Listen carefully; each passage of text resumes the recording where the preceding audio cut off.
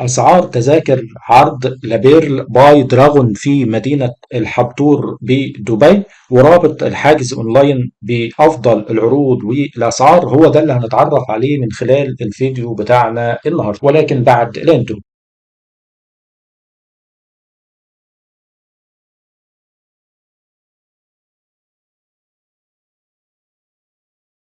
السلام عليكم ورحمة الله وبركاته. ازيكم؟ اخباركم ايه؟ ان شاء الله تكونوا بخير وفي افضل حال. اهلا بيكم في فيديو جديد على قناتكم، قناة اسعار تذاكر، ونتعرف من خلاله على رابط حجز واسعار تذاكر عرض لابيرل باي دراغون في مدينة الحبتور بدبي.